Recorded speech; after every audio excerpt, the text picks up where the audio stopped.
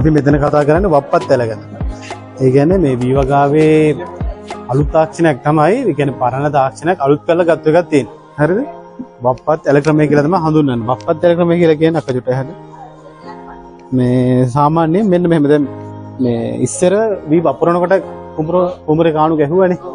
කාණු ගැහුවා. හැබැයි දැන් අපි පැලත් වපුරනවානේ. ඒ වගේනේ දැන් අපි පැල විසි කරනවා. ඒ කියන්නේ අපි පැරෂුට් ඇටි එහෙම නැත්නම් ඩැකොප් ක්‍රමයට දැන් දාලා වෙන්න මැටි පොඩ්ඩක් දාලා වී අතුරලා ඒ පැල වල එන එකත් අරන් ගිහලා අපිට විසි කරන්න පුළුවන් කඩලා. ඒතකොට පැරෂුට් ඇටි වල විසි කරන්න පුළුවන් පැල.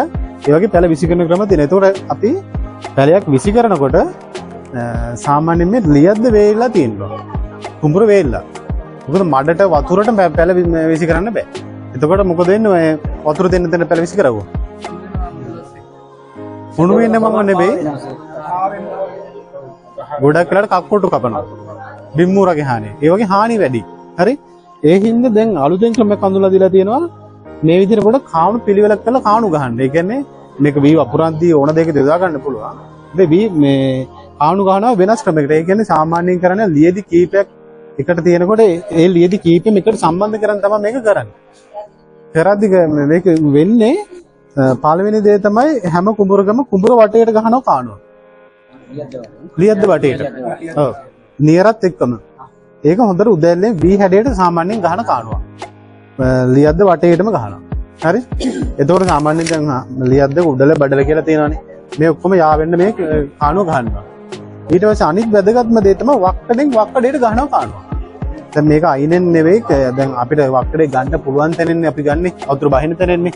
ගොඩක් වෙලාට මේක වක්කඩ ගන්නකොට එකට කුඹුර දිගට එකට වක්කඩ ගන්න තියෙනවා නම් හොඳයි. එතකොට වක්කඩ ඇලයි මේ වටේට ගහන ඇලයි ගහන්නේ සාමාන්‍යයෙන් උදැල්ලෙන්. එතකොට මේක හොඳට වතුර බැහැලා යන්න ඉගෙන මේ උඩින් මොන වතුර පාරක් ආවත් බැහැලා යන විදිහට ගහන්න ඕන. ඒතර කඩන් යනවා අඩුයි. එතකොට උඩල ඉඳලා බඩල ඉඳලා උඩල පැත්තට පොඩි කාණුවක් අරන් එනවා.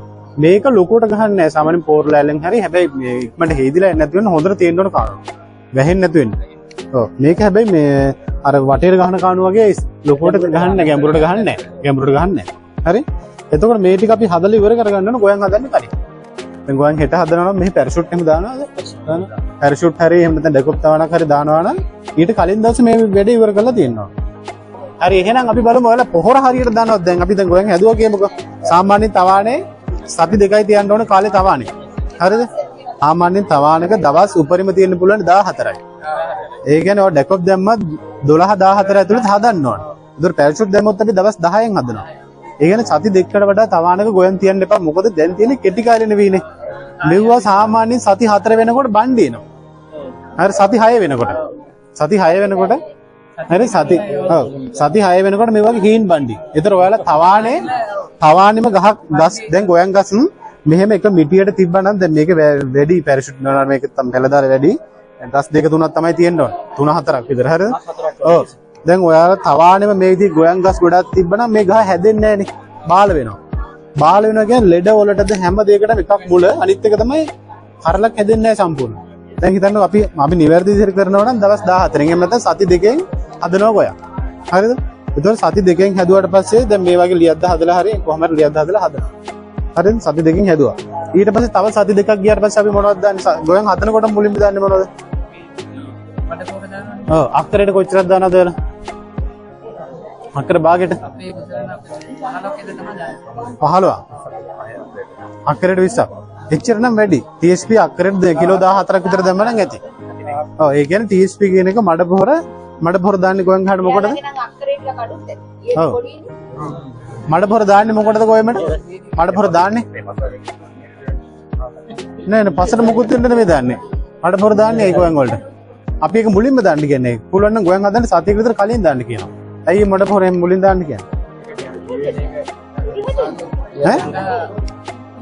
ගහේ මුල් හැදෙන්න මඩ පොහොරලේ. ඒ කියන්නේ ගහකට මුල් ගහක් ගත්තාම මෙයාගේ මුල් හැදෙන්න, ගහ හැදෙන්න, කරල් හැදෙන්න කියලා පොහොර වර්ග තුනක් තියෙනවා. අපි මේ වගේදී භාවිත කරනවා. මොනවද? TSP මඩ පොහොර කියන එක. ඊට පස්සේ යූරියා. යූරියා දාන්නේ මොනවටද? ගහ හැදෙන්න. ඊට පස්සේ දාන්නේ MOP. කරල් හැදෙන්න නේ.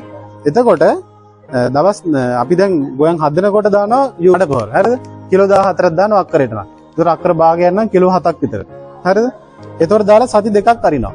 ඔය සති දෙකේ වතුර කොහොමද තියෙන්න ඕන කොයිනේ? ඔය සති දෙකේ පළවෙනි සති දෙකේ වතුර කොහොමද තියෙන්න ඕන කොයිනේ? අපේ නම් අත දැන් ගෝයන් හදලා ඔව්. සතියක් විතර වෙනකම් වතුර හරවන්නේ නැහැ. ඒකල සතියකට ගියන් පස්සේ වතුර බඳිනවා. ඔව් ඒතකොට ඒ කියන්නේ සාමාන්‍යයෙන් ගෝයන් හැදුවා නම් දවස් 5ක් විතර වගේ යනකම් වතුර බඳින්නේ නැහැ. මොකද වතුර බඳින්නේ නැද්දි? ගැලවිලා යනවා ඒවා. එතකොට අපි දැන් කියන්නේ දැන් අපි ලොකු ලියදී වල නම් කරන්නේ මේ විදිහට කාණු ගහන්නේ ඒ වතුර බහින වෙලාවේ වතුර නැති වෙන්න බහින්න ඕනේ හින්දා. මොකද වතුර තිබ්බොත් තමයි කක්කොට්ට කපන්නේ. පළවෙනි ඔය සතිය ඇතුළත වගේ කපනවා. වතුර තියෙන තැන තමයි කක්කොට්ට කපන්නේ. එතකොට දැන් මේ වගේ කාණුවක් වටේට තිබ්බම බින් උර එන්නේ නැහැ ඇතුළට. ඒතර බින් උරගේ හානිය අඩු වෙනවා. හරිද? ඒතර ඒ වගේ දේවල් තමයි අපි මේකෙන් බලාපොරොත්තු වෙන්නේ. හරි? දැන් වතුර අපි ඒකල දැන් දවස් 5ක් විතර ගිහලා බඳිනවා. සති දෙකක් යනකම් ওই වතුර කඩන්නේ නැහැ. සති දෙකක් යනකම් අනිවාර්යෙන් වතුර හොඳට තියෙන්න ඕන කුඹුර. ඒතර මොකද වෙන්නේ? වල් එන එක අඩු කරගන්න පුළුවන්. ඒතර දැන් අපි TSP දාලා හැදුවා දවස් 5ක් විතර ගිහලා වතුර බැන්දා පස්සේ සති දෙකක් විතර වගේ කාලයක් යනකම් ඒ කියන්නේ හදලා සති දෙකක් වගේ යනකම් වතුර තියෙනවා ලියද්දි හොඳට ඊට පස්සේ අපි සති දෙකෙන් පොහොර දානවා කොච්චරක් දානවද මොනවද දාන්නේ අපි යූරියා කොච්චරක් දානවද ඈ අක්කරයට කිලෝ 8යි දැන් මේ අක්කරයක් ගත්තාම කිලෝ 8ක් කියන කියන්න පුළුවන්ද ඒක නෑ ඒ කියන්නේ අයියා පොඩි ප්‍රමාණයක් දාන්න කියලා දැන් මෙයා හදලා සති දෙකක් විතර යද්දි මෙයාගේ පොඩි මුල් ටික මඩේ අල්ලගත්ත විතරයි මුල් අල්ල ගන්න තමයි අපි TSP දෙන්නේ. එතකොට අපි කිලෝ 8ක් දෙන්න කියන්නේ මේ වෙලාවේ අපි දැන් ලොකු කිලෝ ගණක් දීලා වැඩක් නැහැ. ඒ පොහොර ටික හේදිලා යනවා. ඒ හින්දා කිලෝ 8 කියන්නේ ලාවට පාරක් හින්න කියලා කියන්නේ. හරි. ඒතර අපි ඔන්න කිලෝ 8ක් දෙනවා අක්කරයට. අක්කර භාගයක් කරනවා නම් කිලෝ 4යි. ඊට පස්සේ තව සති දෙකක් යනවා. එතකොට කීයක් දෙනවද? ඈ? වැඩි කරලා නෑ. සාමාන්‍යයෙන් 50 අක්කරයට යූරියා කිලෝ 56ක් වදින්න ඕන. ඒතර තව සති දෙකක් ගියපුවාම දෙන්න ඕන යූරියා කිලෝ 22ක්. එතකොට ගොයමට කොච්චර කල් සති? ඔක්කොම සති. 4යි. තවානි සති 2යි. තවානි සති 2යි, ලියද්ද හදලා සති 4යි. එතකොට ඔක්කොම සති 6යි. හරිද? ඒ වෙලාවේ අපි දෙනවා යූරියා කිලෝ 22ක්. එතකොට ඒ වෙලාවේ යූරියා කිලෝ 22ක් දෙනකොට වෙන මොන හරි පොරක් ඕගොල්ලෝ දෙනවද? මොනවද? ඔව් අන්න සති 4න් වල කරල් පොහොර දෙනවද? සති 4න් අනිවාර්යෙන් කරල් පොහොර දෙන්න ඕන. බණ්ඩි පොහොර කියන එක. එතකොට අක්කරයට සාමාන්‍ය බණ්ඩි පොහොර කොච්චරද ගාණ? අක්කරයට කිලෝ 20යි. කිලෝ 20න් ওই කිලෝ 20ම අපි එකල දැන් ওই 4වෙනි සතිය යූරියත් එක්ක කලවම් කරලා දෙනවා. හරිද? නෑ. අනිවාර්යෙන් දෙපාරකට දෙන්න ඕනේ. එතකොට ඒ 4වෙනි සතියේදී දැන් හිටවල 4වෙනි සතියේදී යූරියා කිලෝ 22යි බණ්ඩි පොහොර කොච්චරද දෙනවද එතකොට? අර දාන්න දෙන ප්‍රමාණයෙන් භාගයක්. අක්කරයට නම් 20යි 20න් භාගයක් 10ක්. ඔක කලවම් කරන යූරියත් එක්ක දෙනවා. ඔන්න ඔය වෙලාවේ තමයි වැඩිපුරම පොහොර ඕන වෙලාව ගොයමට. මුල් හැදිලා ගොයම හොඳට හැදෙන්න පටන් ගන්න වෙලාව. එතකොට ඒ වෙලාවේ වතුර කොහොමද අපි තියා ගන්න ඕනේ? ඈ? වතුර කොහොමද? සාමාන්‍යයෙන් ගොයමක දවස් 14 ඉඳලා දවස් 42ක් විතර. එක පොඩ 40 42 ඔය කාලේ පොඩ වෙනස් වෙනවා. දවස් 42ක් විතර දල වශයෙන් යනකන් තමයි ගොයන් ගහ මොනවා වෙන්නේද? පඳුරු ගහන්නේ. පඳුරු ගහන්නේ. රිකිලි දාන්නේ. හරිද? ඒතකොට පඳුරු ගහන්නේ අන්නේ කාලය ඇතුළත. ඒතකොට දවස් 10 ඉඳලා 42 වගේ යනකම්. ඒ කාලය ඇතුළත පඳුරු ගහනවා නම් පඳුරු ගහන්න ගොයමක මොනවද තියෙන්න ඕන දේවල්? ගොයන් ගහ පඳුරු වැඩි වෙන්නේ මොන වගේ සාධක බලපහම ඈ? පඳුරු ගහන්න වතුර අඩු වෙන්න ඕනේ. මොකද ගොයන් ගහ පඳුරු ගහන්නේ කොතනින්ද? හැමතිස්සෙම මුලෙන්. මුලෙන් පඳුරු ගහනකොට ඇත්තටම කියන්නේ මුලට ආවුව වැටෙන්න ඕන කියලා. හරිද? එතකොට අනිත් එක තමයි මේ මුල උඩ තියෙන්න ඕන කියලා. ඒකයි අපි මේ පැරෂූට් තාක්ෂණය හොඳයි කියන්නේ. මොකද ගොයන් ගහ විසි කරපුවම ගොයන් ගහ තියෙන උඩනේ. මුල් ටික රට අල්ල ගන්නවා ගහ උඩ. එතකොට මෙයා මුලෙන් හොඳට රිකිලි ගහනවා. හරි? එතකොට මේ වෙලාවේ ඒකයි කියන්නේ ඇත්තටම පැරෂූට් ක්‍රමය හොඳයි කියලා. ගොයන් විසි කරන එක හොඳයි කියන්නේ ඒකයි. එතකොට මේ වෙලාවේ කියන්නේ දවස් 17 ඉඳලා 42 විතර වගේ යනකම් වතුර පුරවන්න එපා කුඹුරේ. හැබැයි වතුර නැති කරන්නත් එපා. අඩු ප්‍රමාණයක් තියාගන්න ඕනේ. නැතිම කරපො මොකද වෙන්නේ? වල් හැදෙනවා. ඔව් ඒ හින්දා නැතිම කරන්නත් එපා. වතුර අඩු ප්‍රමාණයක් තියාගන්න 40න් පස්සේ වතුරයි මදින්න ඕනේ. එතකොට දැන් සති 4 වුණා. ඊට පස්සේ යූරියා කිලෝ 22යි MOP කිලෝ 10 කලවම් කරලා දෙම තව සති දෙකක් ගියා. ඒ සති දෙකේදී ආය යූරියා කොච්චරද දානවද? ඊතර යූරියා කිලෝ 18ක් දානවා. අක්කරයට කිලෝ 18ක්. අක්කර භාගයක් ගන්න කරන කිලෝ 9ක්. ඊතර MOP කිලෝ ඉතුරු 10යි. අර අපි ඉතුරු කරගත්තු 10යි. එතකොට අයි දැන් අර අපි මං 4 වෙනි සතියේදී යූරියා දාන්න යූරියත් එක්ක MOP දාන්න කියලා කිව්වේ. කරල් එතකොට අපිට පේනවද මොකුත් කරලක් ගහේනවා? නෑ. හැබැයි හීම් බණ්ඩි කියන්නේ මල සලකුණු වෙනවා. ගහේ මල සලකුණු වෙනවා. අන්න ඒ වෙලාවේ අපි MOP දුන්නොත් තමයි හොඳ මලක් ඇතුළතින් පටන් ගන්න හැදෙන්නේ. ඇතුළතින් හොඳ මලක් හැදෙන්න පටන් ගන්න ඒ වෙලාවේ. ඊට පස්සේ ඔන්න තව සති දෙකක් ගියාට පස්සේ ඉතුරු MOP ටිකයි යුරේ කිලෝ 18කුයි දෙනවා අක්කරයට. ඔය අක්කරේ නිර්දේශය හරියද? අඩු වැඩි කරලා හදා ගන්න පුළුවන්. ඊට පස්සේ තව සති දෙකක් ගියාට පස්සේ තව සති දෙකක් නෙවෙයි අතරම අතාරින් තව එක සතියක්. ඔව් තව සතියක් ගියාට පස්සේ යුරේ කිලෝ 8ක් දෙන්න. එතකොට මේ වැඩි ඉවරයි. හැබැයි අන්තිම යුරේ කිලෝ 8 ගොඩක් අය දෙන්නේ නැහැලු. ඒ අන්තිම යුරේ කිලෝ 8 දුන්නාම තමයි කරලේ හොඳ පිරුණු කරල් ගොඩක් හැදෙන්නේ. කරලේ යට ටික ඔක්කොම සම්පූර්ණ වෙන්නේ. ඒක අස්සෙන්නට ගොඩක් බලපානවා. ඔව් එතකොට ඔතෙන්දී වතුර කොහමද? ඊට පස්සේ දැන් ඔය සති දවස් 42කින් පස්සේ වගේ ගොයම කිරි වදින ගොයමනේ.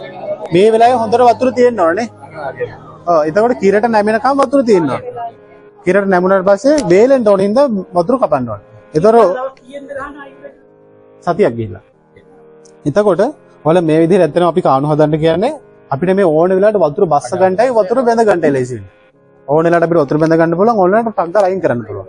මේ විදිහට කාණු ගහන්න පුළුවන් නම් ගහන්න මෙහෙම ගහපුවම හැමෙර වාසි තියෙනවා ගොඩක්. යකඩ විසීම අඩු වෙනවා. යකඩ විසීම මෙහි තියෙනවද? ඒ යකඩ විසීම තියෙන කුඹුර වල කරන්න පුළුවන් හොඳම දේ තමයි වතුර පුරවල වතුර බස්සන එක. හරි? යකඩ විසීම අඩු වෙනවා. ඒතර පුළුවන් නම් පොඩි කාණුවක් හරි වටේට ගහන්න බලන්න. දැන් මමත් ඉස්සර වැඩ කරපු පැත්තේ හෙල්මලු තිබ්බ අපි වටේට ගැස්සුවා කාණුව කොහමද? නියර පැත්තෙන් ගහන්නේ මොකද නියර චූටිනේ. නියර හෙල්මලු එකේ පොඩි නියරක් තියෙනවා. ඒකයි. එතකොට බිම්මූර වගේ හානිය අඩු වෙනවා. බේල් කක් කොට්ටගේ හානිය අඩු වෙනවා. ආයේ කොකුවංගමාරේ.